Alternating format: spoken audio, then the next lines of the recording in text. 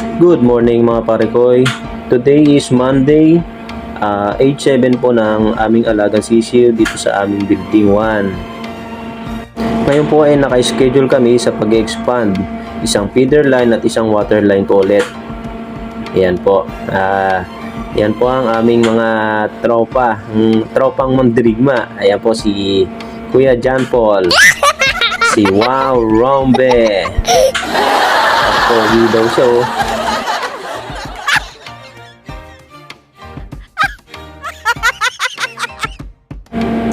Ito po ang ating masipag na leadman, si Fialito. Ayan po, chinecheck niya po yung ating mga feeder pan.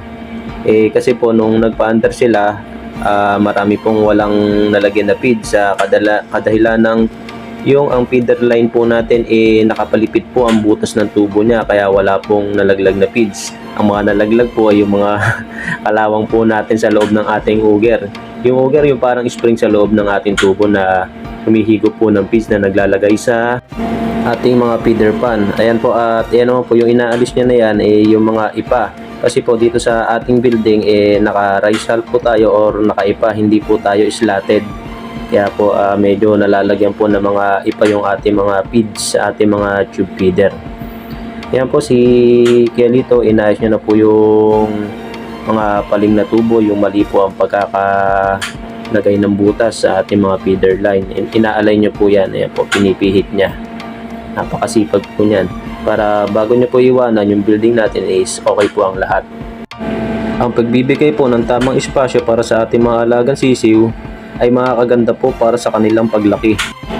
Dahil sa gusto natin makatipid, bibigyan natin ng alaga natin manok ng maliit na space para makatipid sa LPG dahil space heater or infrared ang gamit natin mga pampainit sa ating mga alagang sisiw, mali po yun.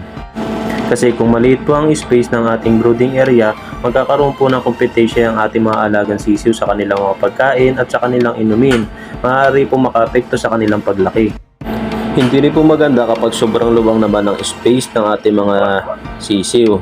Kasi po kapag yan ay maluwag, maaari po sila kung saan po tatakbo, kung saan po maglalakad. Sayang naman po yung kanilang mga kinain kasi nga mapapagod sila, stress.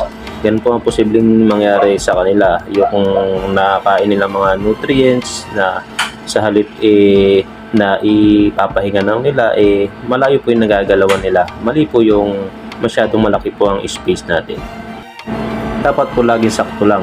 Makikita naman po natin kung medyo sumisikip-sikip na, pwede na po tayo mag-expand pag nakikita po natin na ganun. At ito na po mga pare ko, yari na po tayo mag-expand ng mga pen divider sa ating mga alagang sisiw. Yan po, kitang-kita nyo naman po ang naging resulta. Marami pong kumakain, marami pong umiinom, mga tuwan-tuwa po sila kasi tama ang naibigay nating temperatura, tamang hangin, tamang space.